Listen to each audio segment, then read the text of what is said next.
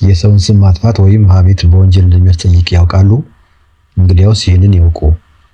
በወንጀል ሕጋችን አንቀጽ 613 ላይ እንደተመለከተው ማንም ሰው ነገሩ እውነት ቢሆንም እንኳን የሌላ ሰውን ክብር ወይም መልካም ስም ለመጉዳት በማሰብ እንደዚህ ያለውን ስራ ሰርቷል፣ እንደዚህ ያለውን ነገር አድርገዋል፣ እንደዚህ ያለ መጥፎ ነገር አለበት በማለት ለሰዎች ያወራ፣ ያስታወቀ ወይም የገለጸ ከሆነ እስከ 6 ወር በሚደርስ እስራት ወይም በገንዘብ መቀጮ ይቀጣል። እንዲሁም በፍርድ ቤት ተከሶ የተቀጣበትን ጉዳይ ወይም ይቅርታ ያገኘበትን ወንጀል በመጥቀስ መናገር ወይም መግለጽ እንደ ስም ማጥፋት ተቆጥሮ በዚሁ ድንጋጌ ያስቀጣል።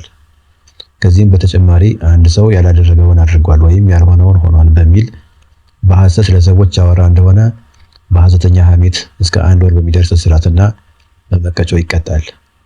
ይህንን ያደረገው ሰውየውን ወይም ሴትየዋን ለመጉዳት አስቦ ከሆነ ቅጣቱ እስከ 3 ወር ይደርሳል። ይህንን የሐሰት ወሬ ወይም ሐሜት ለሰዎች ከማውራት በመግለጽ ወይም ከመግለጽ ባለፈ በፖሊስ ጣቢያ ወይም በፍርድ ቤት ወይም በባለስልጣን ዘንድ ቀርቦ በሐሰት ክስ ያቀረበ ወይም በሐሰት የወነጀለ በወንጀል ሕጉ አንቀጽ 447 መሰረት እስከ 5 ዓመት በሚደርስ ጽኑ እስራት ያስቀጣል። ስለዚህ የሰዎችን ክብርና ስም ማጥፋት እንዲሁም ሐሜት ወንጀል መሆኑን አውቃችሁ ከእስራት ለመዳን ከዚህ ተግባር መቆጠብ እንዳለባችሁ አስታውሱ።